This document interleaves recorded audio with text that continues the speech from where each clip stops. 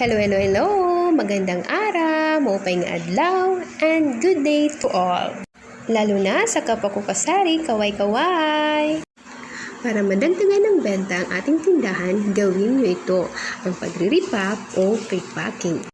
Sa pamamagitan nito, mas kayang-kaya at affordable ng ating mamimili o customer ang ating mga paninda o produkto. Sa aming munting sari-sari store, madaming gawing paninda na nire-repack. Tulad ng harina, meron kang 5 piso at 10 piso. Ganun din sa munggo, meron kaming 30 pesos at 20 pesos.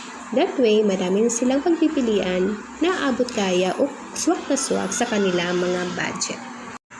O ayan, nakaready ng aming harina, cornstarch, Hershey's para sa champurrado, at munggo. Isama nyo na rin ang pagre-repack sa inyong tindahan routine. Maliban sa mga nakabuting mantika, meron din kaming kayang-kaya at 5 pesos. Dahil naka-repack, mas affordable na rin ang mga tuyo, dilis at iba pa. Kaya sa kapwa ko kasari, laban lang. Malay mo, ang munting sari-sari store natin maging mini-mart. Who knows, diba? Kaya katulad ng lagi kong sinasabi, mahalin natin ang ating ginagawa o trabaho, matutong magpasalamat, magtiyaga, at magsipag, at syempre dapat magkaroon ng kaalaman. Hanggang dito na lang po. Salamat sa panunood. Please like, comment, and follow me for more tindahan tips and updates.